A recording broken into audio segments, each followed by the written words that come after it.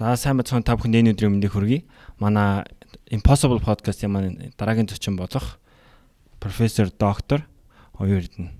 За та энэ өдрийн мэндийг хүргэе. За баярлалаа, энэ өдрийн мэнд хүргэе. За манай ерөөхдөө Impossible podcast-ийн зорилго нь болохоор ерөөхдөө хувь хүний хөгжилд зориулсан podcast байгаа маа. Тэгээд ягаад таныг сонгосон бэхээр ерөөхдөө болохоор та одоо гэр бүлийн чиглэлээр тий. Одоо энэ чиглэлээр ерөөхдөө Монголд нэлээх одоо хүмүүс залуучдыг сургаж байгаа одоо их сургуульд одоо заагаад явж байгаа хүний нэг. Тийм болохоор одоо танаас өөр ерөөхдөө гэр бүлийн талаар мэдлэг авахаас өөр хүн бараг болдохгүй шүү дээ. Тэгэхээр та энэ ягаад одоо энэ мэргэжлийг сонгох болов? За баярлалаа. За би бол үндсэн мэргэжил бол багш хүн. Би нийгэм судлалын багш, социологийн одоо чиглэлээр докторийн зэрэг хамгаалсан.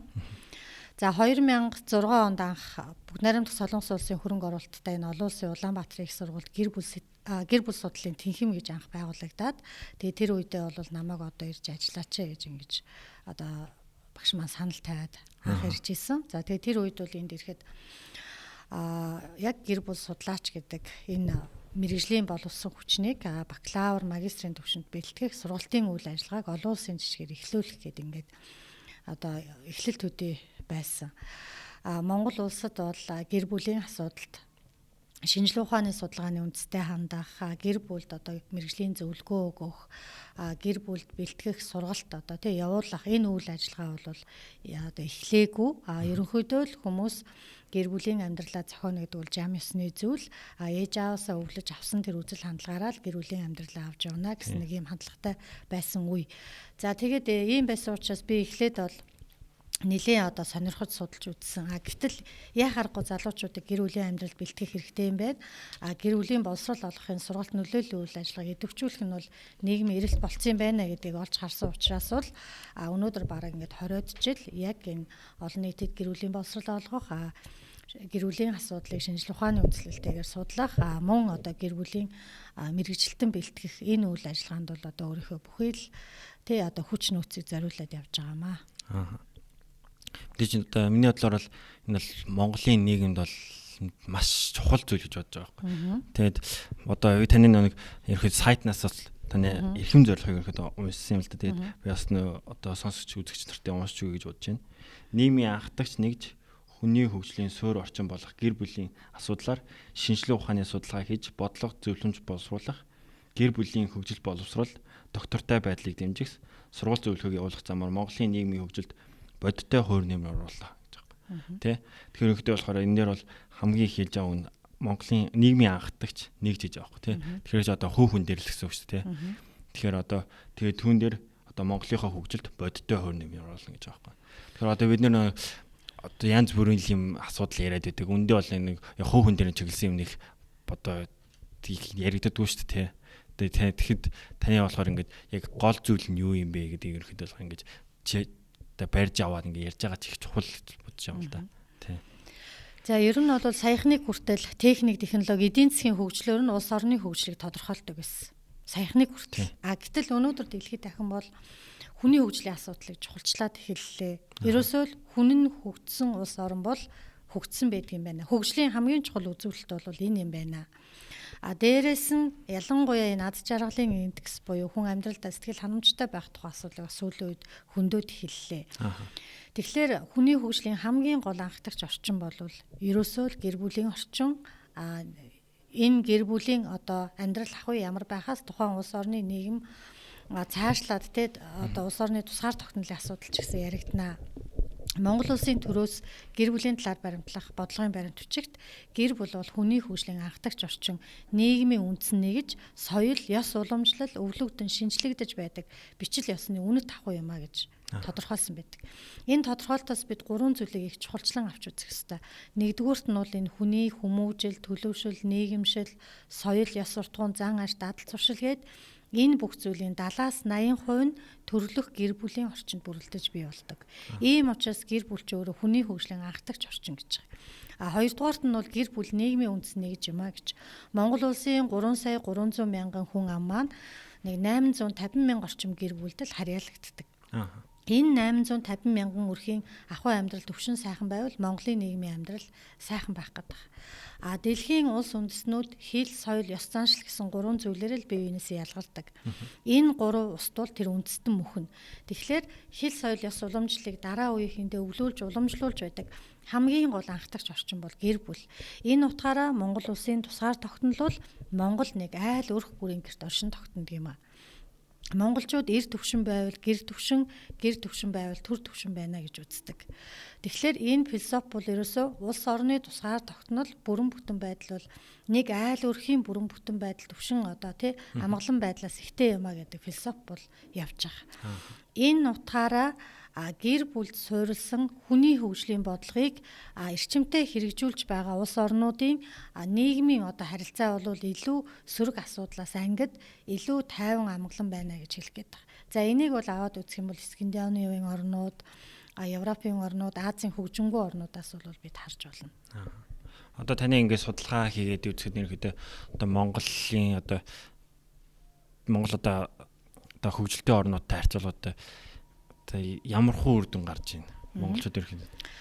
За Монголын нийгмийн харилцаа цаашлаад гэр бүлийн амьдралд болж байгаа эрэг сөрөг олон асуудлууд байна. За 2004, 2010, 2018 онд хийгдсэн суур судалгаануудаас аваад үзэх юм бол за 3 сөрөг асуудал бол бас бидний анхаарлыг татж байгаа. За энэ нэгдүгээр асуудал маань бол Монгол улсад гэр бүлийн тогтворгүй байдал бол нэмэгдэх хандлагатай байна. Өөрөөр хэлбэл гэрлэлт цуцлалт нэмэгдэж байна. Залуучуудын гэр бүлийн өмнө хүлээх үүрэг хариуцлага бол их суларч байна гэдэг энэ зүйл харагдаж байгаа. Статистик мэдээгээр бол жилд нэг 4,000 гаруй гэр бүл дунджаар шүүхэр гэрэлтэд цуцлуулж байгаа. Гэтэл үүний цаана хамтран амьдарч байгаад салсан ч шүүхэр гэрэлтэй цуцлуулаагүй өрхийн тоог нэмэх юм бол нэлээд өндөр тоо гарч байгаа. Тэгэхээр энэ бол гэр бүл гэрэлтийн өмнө залуучуудын хариуцлага сул болж байгаа. Гэр бүлийн докторгүй байдал нэмэгдэж байгаа. Нэг сэтгэл эмзэглүүлсэн асуудал бол байна. За хоёрдугаарт нь гэр бүлд хүний эрхийн зөрчил буюу гэр бүлийн хүчирхийллийн асуудал бол сэтгэл эмзэглүүлсэн асуудал бол байна. За зөвхөн Улаанбаатар хотод гэхэд хоногт цагдаагийн байгууллагт гэр бүлийн хүчирхийллийн дуудлага мэдээлэл 150 бол ирдэг гэж байгаа. За энийг 360 өдрөөр үржүүлэх юм бол зөвхөн нийслэл хотын хэмжээнд гарч байгаа тоо бол бас нэлээд өндөр гарна. Гэтэл үүний цаана мэдээлээгүй, даалт байгаа, цооштой хаалганы цаанд байгаа, мэдээлэх боломжгүй байгаа гэд олон кейсүүд байгаа. Хөдөө орон нутгийн тоог нэмэх юм бол энэ их өндөр үзүүлэлт бол гарах гэдэг байгаамаа. За 3 дугаарх нэг асуудал бол энэ хүүхдийн өмнө хүлээх эцэг эхийн үүрэг хариуцлага тодорхой нийгмийн бүлгүүдэд бүлгүүдийн хүрээнд бол суларч байна. Ээж аав байхад өөрсдийгөө бэлтгээгүй байна. Эцэг эхийн үүрэг хариуцлага гэдгийг маш их хөнгөн гоймоогоор ойлгоод байгаа. Ийм байдлаас болоод хүүхдийн хувь тавилан, хүүхэд гэр бүлийн хүчирхийл, гэрлэлт цуцлалтын золиос болох сурах, хөгжих тэр насандаа бол өөртөө хатсан ачааг үүрэх ийм хүнд кейсүүд бол нийгэмд их байна. За ийм 3 сөрөг асуудал бол судлаачид бидний сэтгэлийг зовоож байна.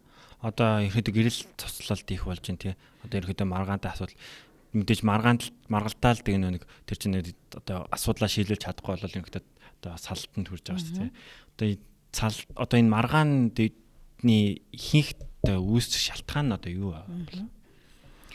За гэр бүлийн зөрчил, маргаан, гэр бүлийн хүчирхийлэл, гэрлэлт цуцлалтанд хүргэж байгаа бодит шалтгаан гэдэг эдгээр асуудлууд бол бүгдээрээ өөр төвшөнд авч үздэг ийм асуудал байгаа.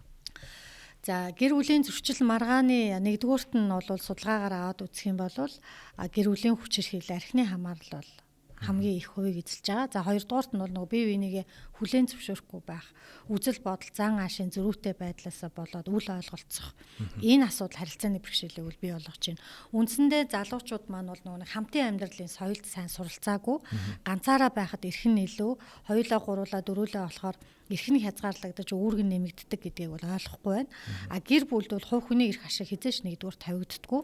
Гэр бүлд нийтийн эрх ашиг, гэр бүлийн эрх ашиг нэгдүгээр тавигдах ёстой байдаг. Гэтэл бүхэл зүйл дээр би гэдэг эго өндөртэй өөрийнхөө эрх ашиг давуу байдлыг дандаа бусдын эрх ашигаас дээгүүр тавьдаг ийм хүн байх юм бол гэр бүл зөрчил үүсэж эхэлдэг. Бусдыгаа хүчирхийлээд дарангуйлаад өөрийнхөө бүхэл хяналтанд байлгах гэд эхэлдэг. За энэ харилцаанаас болж зөрчил маргаа үүсэж байгаа.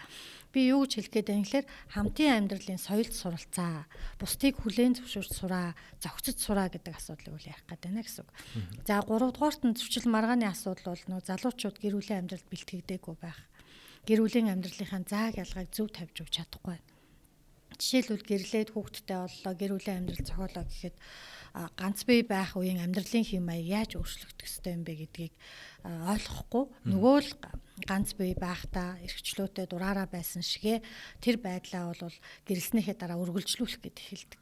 Гэтэл нөгөө талд эхнэр юм уу нөхрийн зүгээс тэр харилцаанд нь хязгаарлалт тавиад хэлдэг.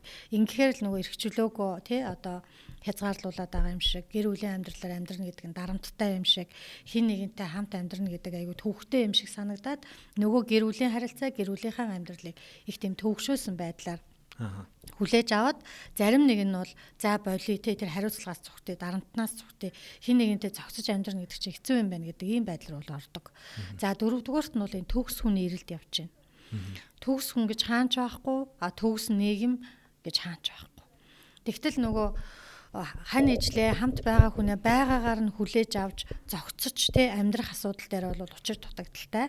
Зөвхөн өөртөө нийцүүлэх гэж оролддог. Чи тэгсэнгүү, чи ингэхгүй байна, чи ингэх ёстой байсан, тэгэх ёстой байсан гэдэг энэ буруутгал, шүүмжлэл өөртөө хүчээр зохицуулах гэсэн байдлаасаа болоод өөрөө тэр харилцаанд сэтгэл дундуур байдалд ордог. Хамт байгаа хүндээ сэтгэл зүйн дарамт дуучруулж хэлдэг. За эндээс болоод бол харилцааны зөрчил гарч байна. За дөрөвдүгээрт нь бол энэ нөгөө төрх хариншин буюу темпераментийн нийцэл зохицол нэг нэгнийхээ давуу болон сул талыг мэдэхгүй байх. Алин дээр нь одоо буулт хийх ёстой юм. Манай нөхөр одоо сэтгэл зүйн хувьд эхнэр маань те төрх хариншингийн хувьд ямар онцлогтой юм. Бит хоёрын те зохицох талбар нь аль нь зөрчилдөх зүйл нь аль нь гэдэг юм нөө гэр бүлийн боловсрол сэтгэл зүйн боловсролгүйгээсээ байдлаад одоо үл ойлголцол бий болдог. Эндээс үл ихтэй байна. За дараа нь бол энэ хадмуудын оролцоо гэдэг зүйл бас гэр бүлийн зөрчил маргааны нэг шалтгаан болж байна. Яагаад гэвэл нөгөө бие дааж тусдаа гарсан хүүхдийнхээ амьдралд манай монголчууд бол хэтэрхий их оролцох гээд байдаг тал байна. Яагаад гэвэл нөгөө хүүхдийнхээ төлөө бүхнээ зориулдаг монгол ээж аавд тэгээд нөгөө хүүхдийнхээ төлөө зориулж байгаа зориулт нь бүхэл зүйлд нь хяналт тавих, туслах, зөвлөх гэдэг энэ зүйлээр илэрдэг. Тэгээ хүүхд нь бие даага тусдаа гарцсан байхад ч гэсэн нөгөө бага балчир байхад нь тавьдаг байсан хяналтаа тавих гээд амьдралд нь оролцоод эхэлж байгаа нь залуу гэр бүлүүдийн хувьд бол үл ойлголцох юм одоо маргалдах нэг зөрчлийн бол нэг одоо болоод байна гэж бол хэлмээр байна. За тэгээ төгсгөлд нь бол ер нь энэ гэрлэлт цуцлалт зөрчил маргааны тий гол шалтгаан бол өнөөдөр Монгол улсад гэр бүлийн боловсрол олгох тогтолцоо тий бүрэн төлөвшөөгүй залуучууд гэр бүлийн амьдралыг зохиоход одоо өөрийгөө бэлтгэх тийм боломжгүй байна. Дээрэс нь гэр бүлийн амьдрал тохиолдож болох зүй ёсны бэрхшээлүүдийн талаар урьдчилсан ойлголт байхгүй.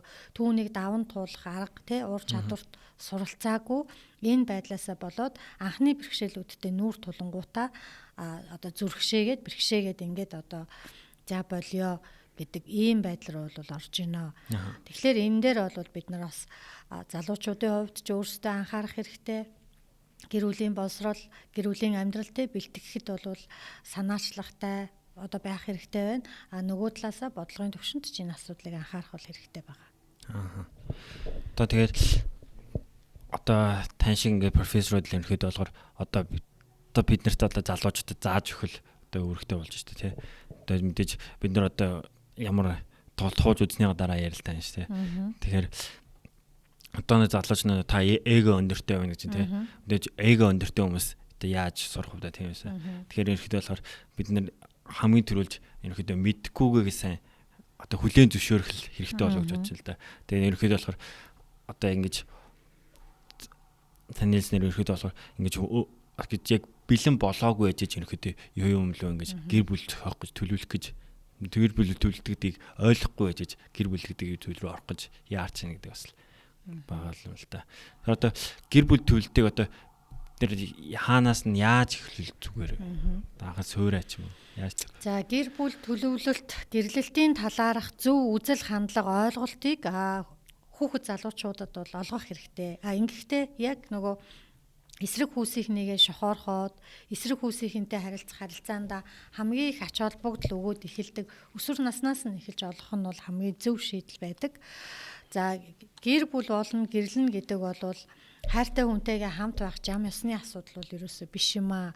Энэ бол тодорхой зорилготой төлөвлөгөөтэйгээр эхэлдэг хариуцлагатай юм одоо тий зүйл юм а гэдгийг ойлгох хэрэгтэй. Гэрлэн гэдэг нь хосууд бие биенийхээ өмнө болон нийгмийн өмнө үүрэг хариуцлага хүлээх эхэлнэ. Сэтгэл зүй, эдийн засаг, нийгмийн хувьд харилцан бие биентэйгээ холбогдож хариуцлагатай хамтын амьдралыг эхлүүлж байгаа ийм үйл явц. За гэр бүл төлөвлөлт гэдэг бол хосууд өөрсдийн нийгэм, эдийн засаг, сэтгэл зүйн байдал, ахуй амьдрал тий за цаашлаад бол одоо мэдлэг боловсрол, орлого гэд бүхий л зүйлдээ одоо тодорхой хэмжээний үнэлэлт өгнөлт өгөөд за бит хоёр бол ээж аа болоход яг бэлэн болсон байна гэсэн тэр үедээ л одоо хүүхэд төрүүлэх шийдвэрээ гаргах энэ одоо процесс юм аа. Энгийнээр хэлэх юм бол хариуцлагатайгаар ээж аа болох гэж бол ойлгож болно. За гэр бүл төлөвлөлтийг хийхин өмнө хосууд 3 зүйлийг бол анхаарах хэрэгтэй. Нэгдүгüүрт бол би яг ээж болоход бэлэн үү, аа болоход бэлэн үү? Хүүхэд төрсний дараагаар бидний харилцаанд ямар өөрчлөлт гарах вэ? Бид тэр хүүхдийн өмнө хамгийн анхны одоо тий үүрэг хариуцлагыг хэрхэн яаж тий биелүүлэх вэ? Хүүхдээ одоо эрүүл чирэг хамгийн наад захын зүйлээр нь дутагдуулж гачигдуулахгүй байх тийм одоо эдийн засгийн чадамжтай болсон уу үгүй юу гэдгийг их сайн бодож үзэх хэрэгтэй. Тэгэхгүй бол өнөөдөр ингээд залуучууд гэр бүлийн оновчтой төлөвлөөгүй биедан амьдрах чадваргүй байх үед хүүхэдтэй болчдөг. Ингээд нөгөө хүүхдийг нь хэн өсгөдөг вэ гэхээр ээж аав нь өсгөдөг. Арай хийж өөрсдийг нь өсгөөд нэг юм насанд хүргэсэн чинь дахиад нэг хүүхэд гаргаад өөртөө өгчдөг. Яг ийм дүр зураг бол нийтлэг байгаа байхгүй юу? Ийм учраас яг би ээж аав болоход бэлэн үү, өөрийнхөө хүүхдийг өөрөө хариуцах чадамжтай юу гэдгийг бол нэгдүгээрт аюул сан бодох хэрэгтэй. Хоёрдугаарт нь мэдлэг боловсралтай бол сурч хөгж тэгээд тодорхой ажил амьдрал дээр гараад тодорхой хугацаанд ажил ингээд нөгөө эдийн засгийн баталгаатай болсныхаа дараа бол хүүхэдтэй болох хэрэгтэй. Өнөөдрийн нийгэм бол хүүхэд өсгөж хүмүүжүүлэхэд хүүхдээ сайн боловсралтай болгоход бол маш их одоо тий хөрөнгө мөнгө шаарддаг ийм нийгэм болчлоо шүү дээ нууцгүй хэлээд. Тийм учраас бол эхлээд сурч боловсроод орлоготой болсныхаа дараа бол хүүхэдтэй боллоо гэж би хэлэх гээд байгаа. За 3 дугаарт нь одоо зайлшгүй анхаарах ёстой зүйл бол яг бит хоёр үнэхээр одоо энэ гэрлэлтэй насан туршийн одоо гэдэгт итгэлтэй байна уугүй юу гэдгийг бодож үз. Хэрвээ та хоёр тий одоо итгэлтэй биш байвал хүүхэд төрүүлээд хэрэггүй. Ингээд нөгөө замын дундаас салчдаг хүүхэд хохирдог. Нөгөө салсан залуучууд чинь дараагийн хайртайгаа уулзраад нөгөө хагас болсон зүрхээ бүтэн болгочдөг. Харин хүүхдийн зүрх бол хизээч бүтэн болохгүй одоо хагасраад үлддэг байхгүй юу? Ийм учраас яг энэ өнөөдрийн бит хоёрын эхлүүлж байгаа гэрэлт бол насан туршийн эрүүл доктортой амьдрал мөн гэдэгтээ бүрэн дүүрэн итгэлтэй болсон хойно хүүхдтэй болоо гэж хэлэх гээд байгаа. Өнөөдөр залуучууд гэрлээд зогцож амьдрах хэсгээ тий шалгаад ингэснийхээ дараа хүүхдтэй болж байгаа одоо тий энэ байдалч байна. Гэрлэх тухай бодоочгүй гэрлэх тухай шийдвэр гаргаагүй байхдаа зөвхөн үерхэж байхдаа уулзч байхдаа хүүхдтэй болж байгаа тохиолдолч бас их байна. Тэгэхээр энэ дээр бол их хариуцлагатай хандах хэрэгтэй. Гэр бүлийг оновчтой сайн төлөвлөхийн тулд хүсээгүй жирэмслэлтээс урьдчилан сэргийлэхийн тулд хосууд маань гэр бүл төлөвлөлтийн арга буюу жирэмслэхээс сэргийлэх аргын талаар маш сайн мэдээлэлтэй байх хэрэгтэй. Энэ талын мэдээллийг сэтгэл зүйчид гэр бүл судлаачдаас авах хэрэгтэй. За мөн одоо өрхийн эрүүл мэндийн төв, дүүргийн эрүүл мэндийн төв, за мөн охид эмэгтэйчүүдийн одоо хувийн эмнэлүүд дээр очиод бол мэдээллийг бол маш сайн аваад өөрийнхөө нас эрүүл мэндийн байдал мөн ямар зорилгоор гэр бүл төлөвлөлтийн аргыг хэрэглэх гэж байгаа вэ гэдгээсээ хамаарат сонгох нь бол зүйтэй. Тийм ерөөдөө одоо болохоор одоо мэдээллийн 900 шүү дээ. Тэгэхээр ерөөдөө болохоор манай охтод одоо хөгөөч гэсэн ерөөдөө мэдээллийг бол хаанаас авах боломжтой болцоо байгаа. Тийм багтал ерөөдөө болохоор иймэрхүү кейсэд илүү нэмэгдэж гин гэдэг бол одоо манайхыг зөв тийшээ одоо мэдээлэл авахгүй дандаа буруу юм бол одоо буруу газарч байшаа. Ерөөдөө буруу юм нийл мэдээллийг нийтээс аваад байгаа шиг. Одоо тэгээд сайн шүүр мэдээж муу бүр илүү хөгждөгтэй адилхан л. Тий. Одоо би одоо энийг одоо таны хэлснээр ихэд болохоор одоо ингээд хүмүүс залуучууд ингээд үерхэж явахдаа ингээд хэвчлэн хүүхдэд болж байна тий. Тэгээ тэрнээсээ болоод ерөнхийдөө салалт мэдээж одоо хүүхд гараад ирэнгүүт хариуцлага гарч ирнэ. Тэгэхээр ерөнхийдөө болохоор тэрнийг зугтсан залуучууд бол их болно. Тэгэхээр одоо юунаас одоо сэргийлэхийн тулд бид одоо саний хэлснээр ерөнхийдөө мэдлэгтэй байх хэрэгтэй. Тэг мэдээлэлээр ерөнхийдөө сайн авах хэрэгтэй болж байгаа юм л да. Саяхан нэг юм кейс байсан л да. Манай нэг шав цэрэгт яваад ирсэн. Тэгээд эрэхтэй тэгжсэн л да.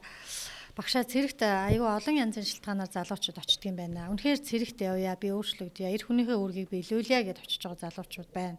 Гэтэл гэмт хэрэг хийчээд ингээд цугтаад очдөг юм байна. Айлын охиныг жирэмсэн болгочоод тэрнээсээ цугтаад бас ингээд цэрэгт очиж байгаа юм хөвгүүд бас хэцүндөө байх юм аа гэж ярьж байсан. Тэгэхээр яг энэ жирэмслэл за тэгээд хүүхэд төрүүлэх ер нь энэ бүх үйл ажиллагаан дээр хамгийн хор хохирол амсдаг тэг хүмүүс нь бол охтууд хүүхдүүд байж байгаа. Ирчүүд бол ингээд зайгаа аваад ямар нэгэн байдлаар тэг бултах цухтах тэр арга хэлбэрийг бол олж чадчихжээ шүү дээ. Тэгэхээр энэ дээр бол хариуцлагатай байх хэрэгтэй. Нэгдүгüүрт нь бол охид эмэгтэйчүүд маань өөрийгөө хамгаалах мэдлэгтэй, чадвартай байх ёстой. Эсрэг хүүсийн хүнтэй харилцаандаа бол маш болгоомжтой хандах ёстой. За хүүгүүд бол зөвхөн өөрийнхөө хүсэл сонирхол эрх ашигыг нэгдүгээр тавих биш. Таны одоо хүсэж хийж байгаа тэр үйлдэлийн цаана ямар хүмүүсийн одоо үн цэнтэй амьдрал байгаа вэ гэдгийг бодож илүү их хариуцлагатай байх нь бол чухал юм а гэж. Одоо мэдээж одоо хүмүүстэй ингээд одоо сайнаар явах гэх юм уу да. Одоо мэдээж хүсэж байгаа тий. Тэгэхэд одоо нэг тийм найз нөхдийнхэн доо ч юм уу за ингээд нэг тиймэрхүү нэг буруу замаар ингээд түлхсэн тийм нэг хүмүүс байдэн штэ. Ерөнхийдөө тиймэрхүү найз нөхдөөс болоод ерөнхийдөө хүмүүсийн түлхүү одоо буруу хандлагаар явах гад байна уу гэсэн та тиймэрхүү бодлоготой байна уу? Бодож байна уу? За монголчууд яг сайныг даавал сарныг ирэл мууг даавал могоо хорлол гэл ер нь бол их давчхан тодорхой хэлсэн штэ. Хүнд маш чухал 3 хүрээлэл байна. Найз нөхөд, гэр бүл, хамт олон. Тэгэхээр хүмүүс миний найзууд найзуудын хүрээлэл донд яг намайг эерэг сайн сайхан зүйлд урайлдаг, манлайлдаг найзууд маань хэд байна вэ? Намайг ингээд болохгүй бүтггүй зүйл рүү урайлан дууддаг тийм найз маань хэд байна вэ гэдгийг бол дор бүрнээ бодож үзэх хэрэгтэй. Хүн бол ер нь суралцах өөрөөсөө илүү найз нөхөдтэй болж иж тэр хүнээс бол сурч хөгждөг. Тийм учраас энэ тал дээр бол болгоомжтой хандах хэрэгтэй. За ер нь бол хамгийн үнэн зөв мэдээллийг л одоо залуучууд авах хэрэгтэй юм байгаа. Яг миний авж байгаа мэдээлэл яг үнэн зөв үү үгүй юу? Найз нөхдийн маань зөвлөж байгаа зөвлөгөө үнэн үү үгүй юу гэдгийг бол бодох хэрэгтэй. Хин нэгний одоо үгэнд орох, хин нэгний нөлөөнд орох, хин нэгний ятгалганд орж буруу сөрөг зүйл рүү бол орохгүй байх хэрэгтэй. Ялангуяа одоо энэ гэр бүлийн амьдрал зохиох, үерхэх, гэрлэх шийдвэр гаргах, дотн харилцаанд орох шийдвэр гаргах энэ бүх зүйл дээр бол та маш сайн бодож шийдвэр гаргах хэрэгтэй. Яагаад гэвэл энэ зөвхөн таны л амьдрал хин нэгний ятгалга нөлөөнд бол орж болохгүй. Хэрвээ эргэлзээтэй өөрөө шийдвэр гаргах боломжгүй тэм зүйлтэй тулгарх юм бол мэргэжлийн хүнд хандаж зөвлөгөө авах нь бол хамгийн зөв гэдгийг л одоо ойлгох хэрэгтэй. Ер нь өнөөдөр манай одоо зөвлөгөө өгдөг маш олон залуучууд ирдэг. Тэгээ тэдний дундаас ингээд хамгийн нийтлэг байгаа кейсийг аваад үзэх юм бол залуучууд ялангуяа охид хөвгүүд маань 3 одоо зүйл дээр бол алдаад байна. За нэгдүгээрх зүйл нь юу вэ гэхлээр гэрлэх шийдвэрийг хэтэрхий яаран гаргаад байна. Тэгээд нөгөө анхны төсөөлж байсан төсөөллөөс нь гинт өөр хүн ингээд хамтын амьдралын явцад өөр дүр гараад ирэхлээр зэрэг цочролд орж байна. Энэ юу гэсэн үг вэ гэвэл нэгнийгээ сайн таньж мэдээг байхдаа гэрэлцсэн гэсэн үг. Хэтэрхий эртэл гэрэлсэн гэсэн үг. Тий, эрт гэрэлсэн гэсэн үг. Тэгээд нөгөө болцож өөрчлөж явах хугацаанд дутагдлаа нуугаад нөгөө хамгийн сайн сайхан авир ариншингаа гаргаж агаад яг хамт амьдраад эхлэхээр нөгөө зэсэн цухын гэж хэлдэг шүү дээ. Тэгээ ингээд эхлэхээр зэрэг одоо яана гэх тийм хүнд байдалд орчихсон. Ингээд ирж байгаа тохиолдлууд бол маш их байгаа. За хоёр дахь нь бол хүүхэдтэй болно гэж төсөөлөөгүй байжгаад хүүхэдтэй болчихсон. Одоо яах вэ гэдэг асуудал аборт хийхгүй яах вэ? Бид нар мэдээж шууд тэр хүн зөвлөгөө өгж болохгүй. Байж болох эрсдлүүд асуудлуудыг л одоо тодорхойлоход нь тусалдаг. Эцсийн шийдвэрийг бол тэр хүн өөрөө гаргадаг. Тэгэхээр яах вэ би одоо хүүхдэд төрүүлэх үү яах вэ гэдэг ийм шаналгаатай эргэлзээтэй охтууд хүүгүүд бол маш их ирдэг. За 3 дугаар асуудал маань бол би одоо ингээд нэг найз залуутай юм аа. Гэтэл тэр найз залуу маань их нэртэй ардаа амьдралтай одоо би яах вэ гэж байгаа охтууд сүүлийн үед маш их ирдэг болсон. Тэгээ энэ дээр бол бид нар бас үнэхээр одоо бас гайхаж ингэж цочирж байгаа. Тэгэхээр энэний цаана ямар асуудал байна гэхэлэр гэр бүлтэй мөртлөө эхнэр хүүхэдтэй мөртлөө залуучууд маш болчимгүй байна. Үнэнч бус байна, хариуцлагагүй байна. Өөрийн амьдралтай мөртлөө өөр бусад охтуудыг одоо тий сэтгэл санааны хүнд байдалд оруулж тий ийм одоо нөхцөл байдалд оруулж энэ бол маш хариуцлагагүй, маш болчимгүй байж боломгүй ийм үйлдэл. Нөгөө талаасаа охтууд маань нэгэнт тэр хүний гэр бүлтэй тэ үр хүүхэдтэй цаана амьдралтай гэдгийг мэдсэн мөртлөө өөрийгөө татаж авч чадахгүй байх. Тэ тэдэнтэй одоо дотносох ийм байдалд бол түгээмэл байна. Тэгэд ийм нөхцөл байдалд орчингуудаа хямраад одоо яах вэ, яаж шийдэх вэ гэдээ ирж байгаа. Ийм байдал бол залуучуудын дунд их байна. Тэгэхээр би юу гэж хэлэх гээд байна гэхээр хүн бол амьтнаас нэг л зүйлээрээ ялгардаг. Энэ бол ёс суртахуун. Ерөөсөө ёс суртахуун гэдэг чинь хүний ёс суртахуун, хүний ёс зүй гэдэг бол хүн нийгмийн хуулийг дагаж, нийгмийн ёс суртахууны хэм хэмжээг дагаж амьдрдгаараа л амьтнаас ялгардаг байхгүй юу? А бусдаараа бол амьтдтай яг адилхан штэ бид амьтаж хайрладаг, инэрдэг бүхэл зүйл байгаа. Ерөөсөө л бид нийгмийн хэм хэмжээ, нийгмийн ёс суртахуун, нийгмийн хуулийг дагаж амьдрдгаараа л бид амьтнаас бол ялгарч байгаа. А амьтад бол байгалаас заяагдсан тэр инстинктийн төвшөнд л авир араншингаа гаргадаг. А хүн бол аимшигтай. Хэрвээ хүн нийгмийн хуулийг даахгүй, нийгмийн хуулийг зөрчөөд нийгмийн ёс суртахууны хэм хэмжээг даваад эхэлвэл хүний ёсноос гажууд зүйлийг хийгээд эхэлнэ. Энэ бол өөрөө аимшигтай. Хүнээс юу ч гарч магадгүй. Тэгэхээр хүн бол өөрөө аюултай амьтан баггүй юу? Тэгэхээр иймэрхүү зүйл хийгээд байна гэдэг чинь хүний ёсны хэм хэмжээ, тэ нийгмийн ёс суртахууны хэм хэмжээ, нийгмийн хууль зүйн тогтолыг бид зөрчөөд байна л гэсэн үг. Тэгэхээр бид бол тиймэргүй байгаа маа л гэж хэлэх гээд байна. Хүн бол айлтай. Яг ерөнхийдөө болохоор мяас нэг сонсч ирсэн юм гэх юм бол хүн бол ганцхан одоо амьтан нэг байгалийн хуулийг төштэй ганцхан амьтан гэж байгаа юм тий. Ганцхан сэтгэж яддаг ерөнхийдөө ганцхан одоо байгалийн хуулийг эвдэж чаддаг ганцхан амьтан. Тэгэхээр ерөнхийдөө эвдэхээрээ л ерөнхийдөө бид надад буруу зам руу явчих гэдэг тий. Тийм. Одоо таны хэлсэн ерөнхийдөө таны ярианы сонсоход бол нэг үг амар толгойд унж байгаа нь болохоор тууштай байдал гэж байгаа юм тий. Тууштай байдалгүйгээс болж ерөнхийдөө нэг бол ерөнхийдөө одоо яг одоо за би ингээд эхэндээ эхлэхдээ ингээд би сайхан амьдрнаа энэ үтэйгээд явж байгаа мөртлөө ингээд янз бүрийн асуудал гараад ирэхэд тэрнээсээ болтох гад за одоо яах вэ? Нэг бас одоо хамгийн амархан аргач бол салах шүү дээ тий. За энэ үнээс хамгийн амархан сал гаргуу зүгээр салд гэж байгаа байхгүй. Тэгээд айлдын хүүхдтэй болцсон мөртлөөс салтын талаар яж гэдэг бол аимшигтай зүйл гэж бодож байна л да. Ер нь гэр бүлийн амьдрал ирээдүйд тэ доктортой тэ насан туршийнх байхад 3 зүйл л чухал байдгийг. Энэ нэгдүгüүрт нь амьдралын гараагаа эхлэхдээ маш тодорхой зорилго гэр бүлийн алсын хараагаа одоо тэ өмнөө тавих. Тэгээд тэрний хэдлээ хамтдаа тууштай зүтгэх. Нэг нэгээ дэмжсэн тийм хамтын харилцаа маш чухал байхгүй юу? Ерөөсөө гэр бүл гэдэг чинь хамтын харилцаа хоёр талаасаа тэ хамтдаа санаа тавьж тэр харилцаагаа тордож, усалж цэцэглүүлдэг л ийм л одоо амьдрал ахгүй юу? Хин нэг нь хичээгээд нөгөө нь хичээхгүй л энэ амьдрал урагшаа явахгүй. Тэгэхээр гэр бүл дээр бүх зүйл хамтын байдаг. Хамтын эрх ашиг, хамтын зорилго, хамтын хичээл зүтгэл ерөөсө бүх юм хамтын байж үр дүнд хүрдэг. Тэгэхээр энийг нөгөө залуучууд бас их сайн ойлгохгүй байгаа тохиолдол байна. А хоёр дахь нэг чухал зүйл нь бол ерөөсөө л байгаагаар нь хүлээж авч хайрлах. Нэг нэгнийхээ одоо алдаа дутагдлыг нөхөх. Энэ бол маш чухал зүйл. 3 дугаарт нь ухаантай байх, хүлээцтэй байх. Дээрэс нь уурчилж чаддаг байх. Уурчилж чаддаг хосууд л хамгийн одоо хамт амьдардаг.